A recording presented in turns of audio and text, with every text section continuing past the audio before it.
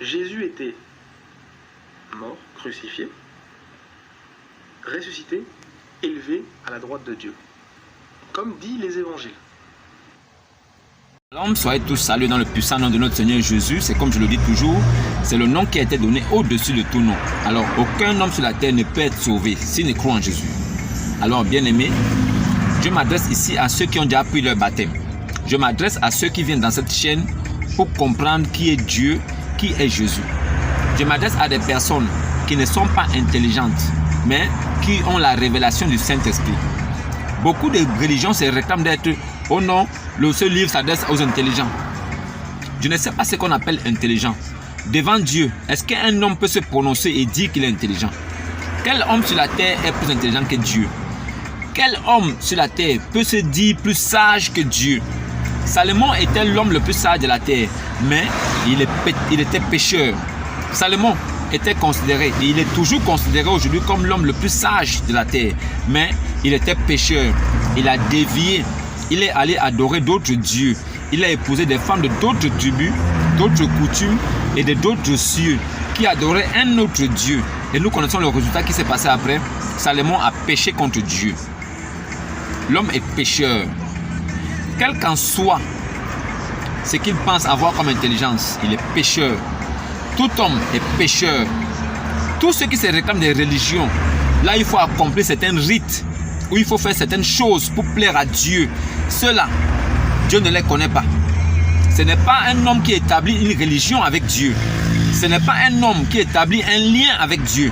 C'est Dieu lui-même qui établit sa relation avec un homme. Dieu dit, il tisse alliance. Dieu, lui, il tisse alliance avec son peuple. Dieu, il tisse alliance avec l'homme qu'il a choisi. Dieu, il tisse alliance avec son dépositaire qui est comme son prophète. C'est Dieu lui-même qui tisse alliance. Il n'est pas question de faire certaines choses, de pratiquer certaines choses, de réciter certaines choses. Certaines religions disent qu'il faut réciter. C'est quand tu vas beaucoup réciter que Dieu va te comprendre.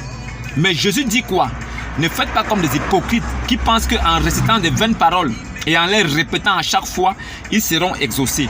Non, l'exaucement ne se passe pas le moment où vous avez commencé à réciter. Une récitation, même un enfant de 2-3 ans peut réciter. Réciter ne veut pas dire que tu mets foi.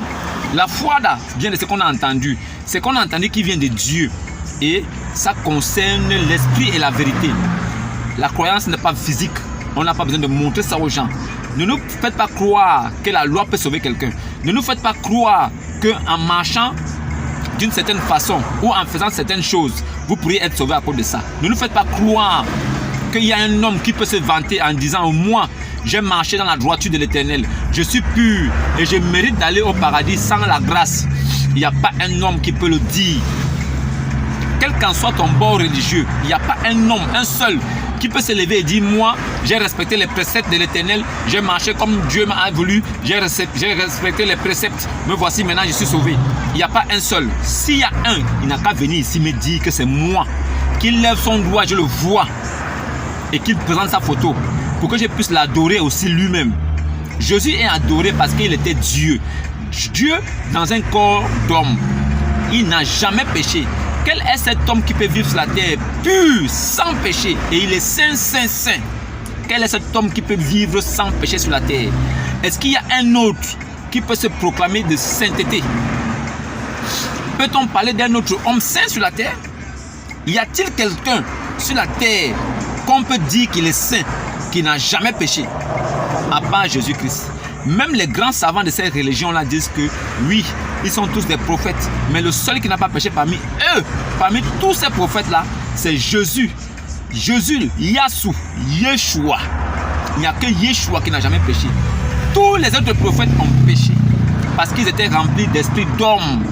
Ils étaient des hommes à part entière. Voilà pourquoi le péché était en eux.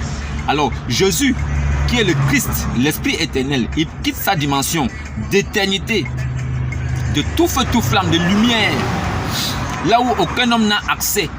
Il vient sur la terre. Mais comment un esprit comme ça peut venir sur la terre alors que lui-même Dieu, il n'est pas un homme pour mentir. Dieu ne ment pas. Ce qu'il dit, il accomplira certainement. Alors Dieu dit, je viendrai moi-même. Alors comment est-ce que Dieu peut venir lui-même, sachant que Dieu est esprit éternel? il faut qu'il faille qu'il emprunte un corps. Il emprunte un corps d'homme. Il vient voir sa créature. Lui-même, l'auteur de la créature. Lui-même, l'image de l'homme sur le plan spirituel, sur le plan esprit. Il décide de venir. Alors, vous pensez que Dieu, s'il vient sur la terre, il va venir sur quelle forme? Si Dieu doit venir voir sa créature, sur quelle forme doit-il venir? Quoi? Comme un oiseau? Un aigle? Dieu prend la forme d'un homme, de sa créature la plus élégante, de sa créature la plus glorieuse. Il prend la forme de sa créature qui est au-dessus de toute la création, de l'homme. Alors il vient, il se présente à son peuple. Il dit, c'est moi l'Éternel, je suis venu. Voilà les signes pour que vous puissiez reconnaître que c'est moi qui suis là. Alors ceux qui ont le discernement ont vu les signes et ils ont cru. Ceux qui sont nés pour aller en enfer, ils n'ont pas cru. Jusqu'aujourd'hui, ils sont scandalisés par ça. Ils disent que non, il n'a été ni tué ni crucifié. Ce n'était qu'un faux semblant. Alors, les grands chercheurs, les historiens, les grandes théologies, ceux qui font de la théologie, c'est-à-dire les grands savants chercheurs, d'après les livres d'histoire, d'après ce qu'ils ont trouvé, Jésus a bel et bien été crucifié. Maintenant, le problème n'est pas qu'il a été crucifié. Est-ce que Jésus n'est pas ressuscité? Jésus n'est-il pas ressuscité des morts? Alors si Jésus est ressuscité des morts, quel est cet homme qui peut mourir et ressuscite? Oh non, Enoch a été enlevé. Enoch a été enlevé. Est-ce que Enoch est mort et il est ressuscité? Oh non, Moïse aussi. Non, Adam n'a pas eu de père. Lui aussi. Ah bon? Mais est-ce que Adam est mort et ressuscité? Est-ce que Adam est mort et ressuscité? Non, ce n'est pas le cas. La seule personne qui est morte et ressuscitée, c'est Jésus. Alors il a vaincu la mort. Il a vaincu la mort. 3 jours après, il est ressuscité. Il est monté au ciel avec les clés du séjour de la mort. Nous pouvons croire en Jésus parce que si nous croyons en Jésus, nous sommes sûrs d'être sauvés aussi. Alors, ceux qui fêtent la Pentecôte là, ceux que je vois marcher partout là avec les gros crucifix, les drapeaux, ils disent qu'ils fêtent la Pentecôte. Vous êtes tous des enfants abandonnés. Quelqu'un qui dit qu'il fête la Pentecôte, c'est un enfant abandonné. Il n'a pas de papa. Un homme comme ça, c'est un religieux. Il a tissé son alliance avec quelqu'un que lui-même, il veut adorer. Ce n'est pas Dieu qui a fait alliance avec eux. Ceux que vous voyez se balader partout là, avec les drapeaux, les crucifixes là, Dieu n'a jamais tissé une alliance avec eux. Ce sont eux-mêmes. Ils se sont fait un Dieu à leur image qu'ils veulent. Ils ont fait des représentations de Dieu. Alors ils adorent cette représentation-là. Et maintenant, ils ont mis foi à ces objets. Ces statuettes. Ils ont mis foi à ces statuettes. Ils adorent Maman Marie. Ils adorent même Joseph. Ils peuvent adorer qui ils veulent. Même les anges. Ce n'est pas un problème. Mais, sachez une chose. Vous qui fêtez la Pentecôte, qui vous baladez avec des croix, les crucifixes là, avec des drapeaux, ce n'est pas de Jésus dont il s'agit. Il ne s'agit pas de Jésus. Il ne s'agit pas du maître. Il ne s'agit pas de notre rabbi. En qui nous avons mis foi et nous savons avec certitude que c'est lui le grand Dieu tout-puissant manifesté en chair. Car il est mort et il est ressuscité après 3 jours. Aucun homme, aucun prophète de Dieu n'est mort et il est ressuscité tout seul après 3 jours. Non, Jonas, il a été avalé par le poisson. C'est Dieu qui l'a ressuscité. C'est Dieu qui l'a ressuscité. Et toutes les personnes qui ont été ressuscitées par Dieu, c'est Dieu lui-même qui s'est chargé de ressusciter ces gens-là. Et si vous voyez, Jésus a ressuscité des morts. Jésus, il a ressuscité des morts, il a ressuscité des morts. Jésus lui-même, il s'est ressuscité lui-même. Il a vaincu la mort. Voilà pourquoi il est écrit, Jésus a vaincu la mort. Il a reçu le nom au-dessus de tout nom. Jésus là, il est avec Dieu. Parce que voilà pourquoi on dit, je t'en conjure devant Dieu et Jésus qui viendra. C'est Dieu et Jésus, les deux qui viendront juger le monde. Alors si Jésus et Dieu viennent et on dit qu'il viendra, ça veut dire que l'un est dans l'autre. Alors ça c'est un détail. Je voulais vous rappeler aujourd'hui que aucun des prophètes de Dieu n'est mort et ressuscité après 2 jours ou après 1 mois. Aucun. La seule personne qui est morte et ressuscitée, c'est Jésus-Christ. Voilà pourquoi nous avons dit il est Dieu. Parce que lui-même là, il a dit, il ne voit plus boire de ce vin jusqu'à ce que nous soyons ensemble là-bas dans le royaume de son Père. Qui est son Père? C'est la question que vous devez vous poser. Qui est le Père de Jésus et comment il s'appelle? Voilà. Donc, toutes les personnes qui ont fêté la Pentecôte, vous n'avez pas encore de Père. Je suis désolé de vous l'annoncer. La nouvelle est triste, elle n'est pas agréable à entendre, mais vous n'avez pas de papa. Jésus ne vous connaît pas. Vous parlez de Jésus. Vous faites des cérémonies au nom de Jésus. Vous faites beaucoup de choses au nom de Jésus. Mais Jésus lui-même ne vous connaît pas. Il ne se reconnaît pas dans ce que vous faites. Jésus lui-même là, il regarde ce que vous faites et il se rend compte que ce que vous faites n'a rien à voir avec ce qu'il a dit. Donc il ne vous reconnaît pas. Vous ne pouvez être ses enfants. Tous les catholiques là ne sont pas des enfants de Dieu. Tous les catholiques ne sont pas des enfants de Christ. Aucun catholique ne peut être sauvé. Si vous ne revenez pas à la connaissance de Dieu et à chercher à savoir ce que Dieu attend de vous, vous ne pouvez être sauvé. Aucun catholique ne peut voir la porte du paradis. Pourquoi? Ils ont adoré Marie. Ils ont placé Marie au-dessus de Jésus. Alors ils disent que Sainte Marie, Mère de Dieu, priez pour nous. Comment Marie peut intercéder pour un homme alors que la Bible est claire? Les Saintes Écritures sont claires à ce sujet. Aucun homme sur la terre ne peut intercéder devant Dieu à part Jésus. C'est Jésus qui est le seul médiateur entre l'homme et Dieu. Jésus-Christ, homme, seul médiateur entre l'homme et Dieu. Alors, d'où vient cette affaire de Marie? Vous avez pris ça où? Où avez-vous pris cette affaire de Marie? Donc, vous tous là qui allez fêter la Pentecôte, vous êtes des orphelins. Vous êtes tous des orphelins. Tous ceux qui fêtent la Pentecôte sont des orphelins. Vous n'avez pas de père. Je suis désolé de vous l'annoncer. Nous là, véritables chrétiens, nous avons la Pentecôte en nous. Nous avons le sabbat en nous. Nous avons tout en nous. Nous avons le temple du Christ en nous. Nous sommes l'église même du Seigneur Jésus. Nous ne cherchons même pas une église quelque part. Nous-mêmes, nous sommes l'église. Et la Pentecôte là, nous la mangeons, nous la consommons tous les jours de notre vie. Ayant reçu le Saint-Esprit, après avoir accepté et cru en la parole de Dieu, nous avons pris notre baptême au nom de Jésus. Alors maintenant, la Pentecôte se fête, se mange continuellement tous les jours parce que c'est une grâce que nous avons reçue. On a mérité ça? Non, nous n'avons même pas mérité cette grâce-là. Nous n'avons même pas mérité de recevoir l'Esprit de Dieu. Mais nous recevons cet Esprit parce qu'on a mis foi. C'est un don gratuit. C'est un privilège pour tous les enfants de Dieu de se réclamer chrétiens. Un chrétien, c'est quelqu'un qui a l'Esprit de Dieu en lui. Il porte le nom de Christ en lui. Chrétien. Voilà pourquoi aujourd'hui je vous le dis en vérité. Vous qui fêtez la Pentecôte, vous êtes égarés. Jésus-Christ ne vous connaît pas. Si vous ne comprenez pas ce que je dis, si vous rejetez ce que je dis, vous rejetez aussi la parole de Christ. Parce que ce que j'ai dit, c'est écrit dans les Saintes Écritures. Alors vous, ce que vous faites là, vous avez pris ça où? D'où prenez-vous ces choses-là? Ces pratiques-là que vous faites là, vous avez pris ça où? Qui vous a enseigné? Qui était votre maître? Jésus? Ce n'est pas lui. Alors aujourd'hui, je voudrais vous parler de quelque chose. Détail. Alors aujourd'hui, détail encore, un petit détail. Parenthèse de vie. Aujourd'hui, j'aimerais vous parler de quelque chose dont vous oubliez souvent. Je voulais vous parler du bonheur. Le bonheur. Qu'est-ce que c'est que le bonheur? En quoi dépend le bonheur d'une personne? Est-ce que le bonheur d'une personne dépend de quelqu'un d'autre? Est-ce que votre bonheur à vous dépend de moi? Est-ce que votre bonheur dépend de vos parents? Est-ce que votre bonheur dépend de votre papa, de votre mère? Est-ce que votre bonheur dépend d'une personne, d'une chose?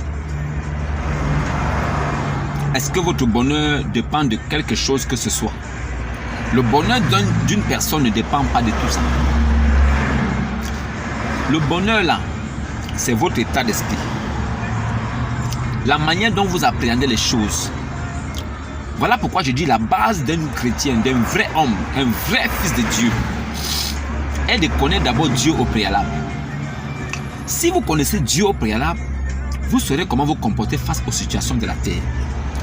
Ce sont les situations et les événements de la terre, des surprises de la terre, qui amènent l'homme souvent à se retrouver dans une posture où il est désemparé, où il est désaxé, où il est dans un tourment qui l'empêche de connaître le vrai bonheur. Le bonheur lui-même là dépend de soi-même, quelles qu'en soient les situations que vous affrontez. gardez la tête fraîche et dites-vous que avant que vous ne veniez sur la terre, il y avait des hommes qui ont vécu, qui ont fait ce que vous avez fait, qui ont traversé les mêmes épreuves, qui ont subi les mêmes châtiments, qui ont souffert, mais qui sont morts en leur jour. Parce que l'homme ne meurt qu'en son temps. Alors ne vous prenez pas la tête pour des petits problèmes qui vont passer et qui vont vous laisser. Et vous rencontrerez encore d'autres problèmes aussi qui vont passer. Et vous vous rendez compte, si Dieu vous donne longue vie, que vous avez surmonté beaucoup de choses et beaucoup d'épreuves, mais vous êtes resté vivant. Ça veut dire quoi? Ça veut dire que les problèmes passent. Mais c'est dans la façon dont l'homme le gère ça qui est un problème. Alors apprenez à gérer vos problèmes. Apprenez à bien vous comporter quand vous avez des problèmes. Apprenez à vivre une vie. La vie d'une personne qui a compris tous les éléments de la terre. Apprenez à ne pas mettre le cœur sur les épreuves qui vont passer demain. Apprenez à vivre et à profiter de l'instant. Ne vous rendez pas esclave des choses de la terre. Ne vous rendez pas esclave de votre boulot. Ne vous rendez pas esclave d'une femme. Ne vous rendez pas esclave d'une relation. Ne vous rendez pas esclave d'un objet. Ces choses sont vouées à apparaître et à disparaître. Comme vous aussi, vous êtes venus pour vivre et disparaître un jour. Ne soyez pas étonnés que vous disparaissiez un jour. Ne soyez pas surpris que vous n'existez plus. Mais nous n'oublierons pas que vous avez existé. Vous étiez là. Vous avez vécu. Il y a eu des empreintes. Il y a eu des preuves que vous étiez là. De votre existence. Mais vous êtes parti. Mais la question c'est, est-ce que vous avez profité de la vie? Avez-vous vraiment profité de la vie? Avez-vous vraiment profité de la vie? Est-ce que vous avez profité de la vie? Est-ce que vous avez fait les choses comme il faut? Est-ce que vous avez profité de chaque instant qui vous est accordé? Ne pensez pas un seul instant que vous avez une garantie sur la vie, que vous allez vivre 20 ans, 50 ans, 100 ans. Non. Personne ne sait combien de temps il lui reste à vivre. Même moi qui vous parle. Mais j'essaye au maximum de profiter à chaque instant, me disant que c'est le dernier moment. Donc je me dois d'être heureux. Malgré toutes les situations, malgré tous les problèmes, je me fais heureux. Et mon bonheur ne dépend pas des personnes. Je suis capable, parce que j'ai connu Christ et que j'ai son esprit en moi, de partager le bonheur que j'ai en moi autour de moi. Le simple fait que moi je partage et je dispense le bonheur autour de moi me rend heureux. Je connais le vrai bonheur. Je sais que ma vie a un but. Je profite de chaque instant. Je mange ce qui me plaît. Je fais ce que j'ai envie de faire. Parce qu'il n'y a que ça qui est important pour l'homme. Ne vous privez jamais. Ne vivez pas dans la contrainte, dans les obligations. Lâchez-vous. Faites ce qui est important. Faites ce qui est important. Mais restez toujours dans la présence de l'Éternel. Gardez toujours en esprit le nom du Seigneur Jésus. Invoquez-le. Priez. Mais sachez une chose. Ne vous transformez jamais en esclave à cause de l'argent. Si vous travaillez et que vous gagnez de l'argent, quand vous vivez, profitez de cet instant. Vivez votre vie pleinement. Profitez de tout ce qui se passe autour de vous. Faites attention à vous. Faites attention aux autres. Et ne vous privez pas. Ne remettez pas tout au lendemain. Vivez. Ne devenez pas esclave. Ne devenez pas cupide. Prêt à faire n'importe quoi pour de l'argent. Vivez. Travaillez dur. C'est de votre labeur que vous mangerez. Et ce fruit-là sera délicieux. Parce que ce fruit-là sera rempli des saveurs de la souffrance que vous avez traversée. Il n'y a que le fruit du labeur qui a bon goût dans la bouche. Mais ne vous privez pas. Vivez. Il est certes vrai que le futur compte. Mais vivez l'instant présent. Laissez les problèmes là où ils sont. Les problèmes là viendront toujours. Quand un problème arrive, prenez-le. Au lieu de chercher à comprendre pourquoi est-ce que le problème est arrivé, non. Cherchez à comprendre comment est-ce que vous pourrez résoudre ça. Ne cherchez pas à comprendre pourquoi le problème est arrivé, mais cherchez plutôt à résoudre ce problème. Trouvez une solution pour le résoudre. Ce sera ça. Ne vous mettez pas à dos. Oh non, c'est arrivé pourquoi? Pourquoi ça s'est fait? Non. c'est arrivé, c'est arrivé. C'est la volonté de Dieu. Alors qu'est-ce qu'on fait maintenant? On cherche la solution et on se calme. On continue à vivre. On ne se prend pas la tête. On n'en fait pas un tollé. On n'en fait pas une crise. On entre en transe, non. On n'a pas besoin de s'empoisonner le corps en se mettant dans des postures de tristesse. Gardez toujours le sourire, quoi qu'il arrive. Soyez heureux. La meilleure façon d'un homme de vivre sur la terre et de profiter de chaque instant, c'est d'être heureux. Et ce bonheur-là ne dépend de personne, ni de quoi que ce soit. Ce bonheur-là dépend de vous. Quelle est la relation que vous avez avec votre Dieu? Celui que vous appelez Dieu, votre relation, comment est-ce qu'elle se trouve? Si vous pensez vraiment que vous êtes bien et en accord avec Dieu, alors restez concentré avec Dieu.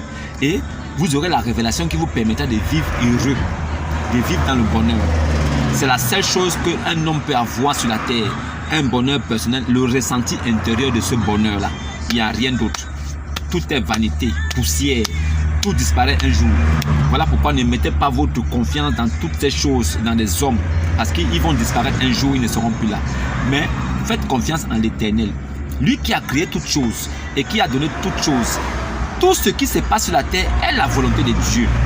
Si vous êtes enfant de Dieu et que vous avez compris que tout ce qui se passe sur la terre, c'est Dieu qui le veut, c'est sa volonté et ça ne dépend pas de l'homme. Quelles qu'en soient les prières que nous faisons, Dieu peut décider d'une chose et cela arrive. Cela ne dépend pas de nous. Cela ne dépend pas de comment nous sommes, où nous sommes pieux, où nous sommes bien, où nous sommes comment. Ça ne dépend pas de nous. Il pleut sur tous les toits. Il pleut sur le toit des mauvais. Il pleut sur le toit des bons. Cela ne dépend pas de comment on est, même si on est une bonne personne. Toutes les mauvaises choses aussi vont nous arriver. Mais sachez une chose, le malheur arrive toujours au juste. Mais l'Éternel s'empresse toujours de l'en délivrer. Car tout ce qui se fait sur la terre et tout ce qui arrive aux bons, tout ce qui arrive aux chrétiens, c'est la volonté de Dieu. C'est pour sa gloire. Tout ce que l'homme traverse sur la terre, c'est seulement pour la gloire de Dieu. Ce n'est pas pour la gloire d'un homme. Dieu fait cela pour que nous sachions que oui, c'est lui Dieu et c'est pour sa gloire. Alors, pourquoi vous rendez-vous triste alors que c'est Dieu qui veut que la situation soit la même? Si Dieu veut qu'une situation perdure, elle ne va perdurer. Mais est-ce qu'une situation perdure parce que c'est vous qui voulez? Une situation perdure parce que c'est Dieu qui veut. Voilà, donc apprenez à comprendre ces choses-là. Tout ce qui arrive à un homme est la volonté de Dieu. Tout ce que nous traversons est la volonté de Dieu. Tous les problèmes qui nous font subir, nous sentir mal, les décès, les morts subies des personnes qu'on aime, la perte du boulot, la perte d'une femme, la perte d'un fils, la mort tragique d'un enfant, d'un frère, d'un père, d'une mère. Toutes ces choses arrivent pour la gloire de Dieu. Alors qui nous sommes pour nous lamenter? Qui nous sommes si nous avons vraiment connu Dieu? Qui nous sommes pour nous lamenter quand ces choses-là arrivent? Qui nous a donné ce pouvoir de nous lamenter? Nous devons rendre grâce à Dieu et lui dire merci. Maintenant, nous avons le pouvoir de vivre comme nous voulons. Nous faisons nos propres choix. Mais nous sommes sémences du bien, sémences de la perdition, bien sémences de Dieu avant la fondation du monde. Mais la vie que nous menons, nous avons le libre choix d'être heureux ou d'être malheureux. Alors qu'est-ce que toi tu choisis? Tu veux être malheureux alors que tu sais que tout ce qui arrive est le plan de Dieu? Non, c'est mieux d'être heureux sachant que tout ce qui arrive est le plan de Dieu. Tu souffriras moins. Tu sauras que ce qui se passe là, c'est Dieu qui l'a voulu. Mais toi, reste dans la droiture de l'Éternel. Prie et consacre-toi à Dieu. Sois quelqu'un qui est soumis à la parole de Dieu. Ne fais pas de mauvaises choses. Ne fais pas du mal autrui aux gens. Reste intègre. Reste digne. Digne fils de Dieu. Mais le malheur viendra toujours. Même si tu es une bonne personne, le malheur viendra toujours. Mais sache que si le malheur vient, c'est Dieu qui l'a voulu. Comme Job, si le malheur vient, c'est Dieu qui l'a voulu. Alors qu'est-ce que toi tu fais? Reste heureux. Garde ton espoir en Dieu, en Jésus seulement. Ne fais pas confiance à un homme. Garde ton espoir seulement en Dieu et en Jésus-Christ. Le reste là n'est que poussière et vanité. Voilà pourquoi aujourd'hui, un vrai chrétien doit comprendre que quoi qu'il arrive dans sa vie, de bien, de mal, c'est Dieu qui le veut. Alors si c'est Dieu qui le veut, qu'est-ce que nous on peut faire? À part être heureux. Le choix qui s'impose, c'est soit tu es heureux, soit tu es malheureux. Sachant bien que, quelle qu'en soit ta position, la volonté de Dieu s'appliquera toujours dans ta vie. Donc, choisis d'être heureux. Fais plaisir à ton être. profites de la vie. Tu ne connais pas combien de temps il te reste à vivre, mais reste quelqu'un de patient, quelqu'un d'intègre, quelqu'un de digne. Mais si le malheur vient, reste toujours dans la prière, glorifie Dieu, rends-lui grâce et il va te sortir de là s'il le veut. Si ça n'arrive pas, c'est sa volonté, c'est seulement pour sa gloire. Toute la vie, tout ce que nous avons sur la terre et tout ce que nous faisons, les personnes que nous rencontrons, tout ça a un but précis, c'est pour la gloire de Dieu seulement. Donc tout ce que nous faisons en résumé, c'est pour la gloire de Dieu. Et ce qui s'applique dans nos vies là, ce n'est pas notre volonté, mais la volonté de Dieu seul. Alors soyez heureux. Je ne vais pas rentrer dans les détails pour vous expliquer comment être vraiment heureux, mais je vous ai parlé de l'essentiel pour que vous compreniez, vous cernez un peu de quoi il s'agit. Alors soyez heureux. Vivez votre instant présent. Si vous avez des préoccupations, des questions, alors venez me poser des questions, je vous dirai. Je vous donnerai des réponses sur les choses que vous vous posez comme questions. Je vous dirai tout ce que vous voulez savoir. Je viendrai à vous comme un esprit pour vous expliquer des choses qui vont vous permettre de grandir de façon spirituelle. Quand vous allez grandir de façon spirituelle, vous verrez que les choses charnelles, les choses matérielles auront peu de valeur. À partir de là, maintenant, vous pourriez surfer sur le monde et devenir véritable créature dominant sur la création. Véritable créature de Dieu, placée comme maître de la création. Si vous pouvez arriver à cette étape-là, vous avez tout accompli. Et Dieu sera fier de vous. Shalom et à demain.